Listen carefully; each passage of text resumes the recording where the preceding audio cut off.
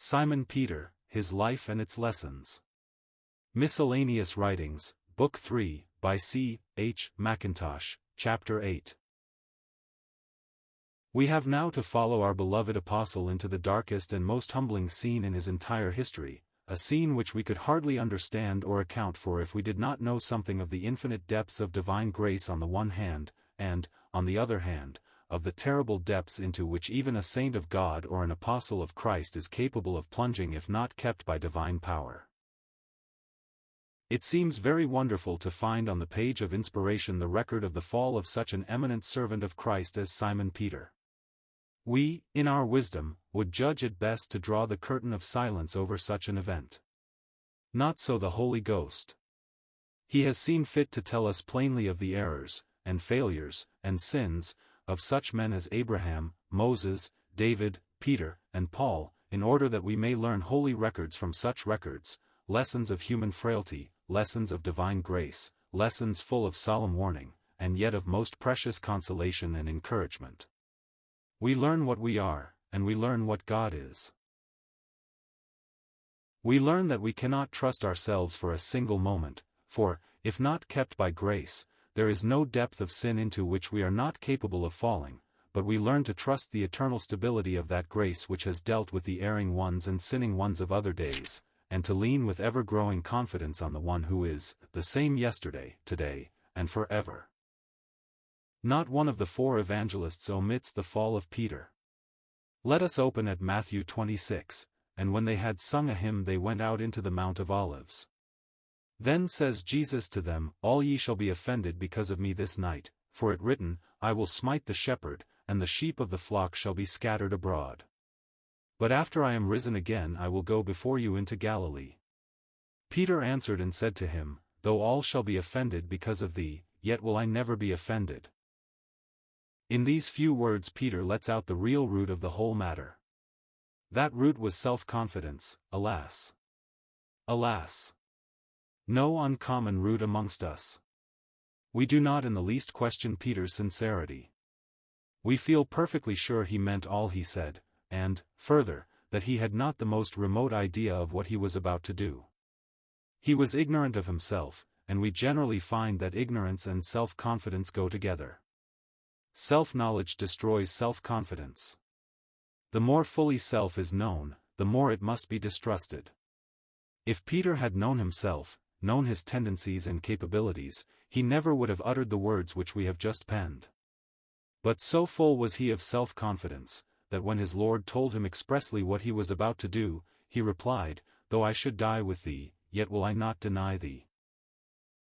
This is peculiarly solemn. It is full of instruction for us all. We are all so ignorant of our own hearts that we deem ourselves incapable of falling into certain gross sins.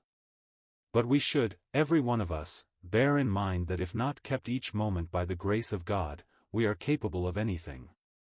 We have materials in us for any amount or character of evil, and whenever we hear anyone saying, Well, I certainly am a poor, failing, stumbling creature, but I am not capable of doing the like of that, we may feel assured he does not know his own heart, and not only so, but he is in imminent danger of falling into some grievous sin. It is well to walk humbly before our God, distrusting self, and leaning on him. This is the true secret of moral safety at all times.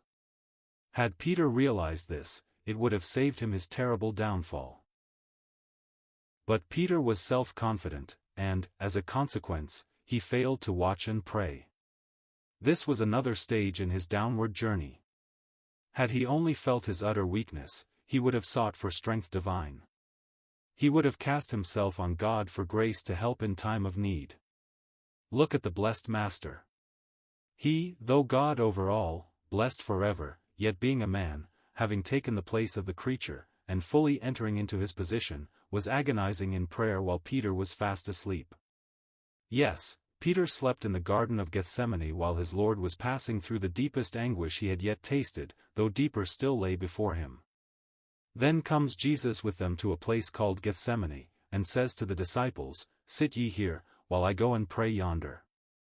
And he took with him Peter and the sons of Zebedee, and began to be sorrowful and very heavy. Then says he to them, My soul is exceeding sorrowful, even to death. Tarry ye here, and watch with me. And he went a little further, and fell on his face, and prayed, saying, O my Father, if it be possible, let this cup pass from me, nevertheless, not as I will, but as thou wilt. And he comes to the disciples, and finds them asleep, and says to Peter, What? Could ye not watch with me 1 hour? Watch and pray, that ye enter not into temptation. The spirit indeed is willing, but the flesh is weak. What tender grace! What readiness to make allowance! What moral elevation! And yet he felt the sad want of sympathy, the cold indifference to his sore agony. I looked for some to take pity, but there was none, and for comforters, but I found none. How much is involved in these words? He looked for comforters. That perfect human heart craved sympathy, but, alas, there was none for him. Even Peter, who declared himself ready to die with him, fell asleep in view of the agonies of Gethsemane. Such is man, the very best of men. Self-confident, when he ought to be self-distrusting, sleeping, when he ought to be watching, and, we may add, fighting, when he ought to be submitting. Then Simon Peter, having a sword, drew it, and smote the high priest's servant, and cut off his right ear. The servant's name was Malchus. How incongruous, how utterly out of place, was a sword in company with the meek and lowly sufferer. Then said Jesus to Peter, Put up thy sword into the sheath. The cup which my Father has given me, shall I not drink it? Peter was entirely out of the current of his master's spirit. He had not a thought in common with him in reference to his path of suffering. He would fain defend him with carnal weapons, forgetting that his kingdom was not of this world. All this is peculiarly solemn. To find a dear and honored servant of Christ failing so grievously is surely sufficient to teach us to walk very softly. But, alas! We have not yet reached the lowest point in Peter's downward course. Having used his sword in defense of his master, we next find him, following afar off. Then took they Jesus, and led him, and brought him to the high priest's house. And Peter followed afar off. And when they had kindled a fire in the midst of the hall, and were set down together, Peter sat down among them. What company for an apostle of Christ! Can a man touch pitch, and not be defiled by it? Can one walk on burning coals, and his feet not be burned? It is terribly dangerous for the Christian to sit down among the enemies of Christ. The very fact of his doing so proves that decline has set in, and made serious progress. In Peter's case the stages of decline are strongly marked. First, boasting in his own strength; secondly, sleeping when he ought to have been praying; thirdly, drawing his sword when he ought to have been meekly bowing his head; fourthly, following afar off; fifthly, making himself comfortable in the midst of the open enemies of Christ. Then comes the last sad scene in this terrible drama. And as Peter was beneath in the palace, there comes one of the maids of the high priest, and when she saw Peter warming himself, she looked upon him, and said, And thou also wast with Jesus of Nazareth. But he denied, saying, I know not, neither understand I, what thou sayest. And he went out into the porch, and the cock crew. And a maid saw him again, and began to say to them that stood by, This is one of them. And he denied it again. And a little after, they that stood by said again to Peter, Surely thou art one of them, for thou art a Galilean, and thy speech agrees thereto. But he began to curse and to swear, I know not this man of whom ye speak. And the second time the cock crew. And Peter called to mind the word that Jesus said to him, Before the cock crow twice thou shalt deny me thrice. And when he thought thereon, he wept. Mark 14 verses 66 to 72. Luke adds a most touching clause, And the Lord turned and looked upon Peter. And Peter remembered the word of the Lord, how he had said to him, Before the cock crow, thou shalt deny me thrice. And Peter went out, and wept bitterly. How deeply affecting is all this! Only think of a saint of God, and an apostle of Christ, cursing and swearing that he did not know his Lord. Does the reader feel disposed to question the fact that Peter was, spite of all this, a genuine saint of God? Some do question it, but their questioning is a gross mistake. They find it hard to conceive such a thing as a true child of God falling so terribly. It is because they have not yet thoroughly learnt what flesh is. Peter was as really a saint of God in the palace of the high priest as he was on the Mount of Transfiguration. But he had to learn himself, and that, too, by as humiliating and painful a process as any soul could well be called to pass through. Doubtless, if anyone had told Peter, a few days before, that he would ere long curse and swear that he did not know his Lord, he would have shrunk with horror from the thought. He might have said, like one of old, "Is thy servant a dog that he should do this thing?" Yet so it was. We know not what we may do until we are in the circumstances. The great thing for us all is to walk humbly with our God day by day, deeply sensible of our own utter weakness, and clinging to Him who is able to keep us from falling. We are safe only in the shelter of His presence. Left to ourselves, we are capable of anything, as our apostle found to his deep sorrow.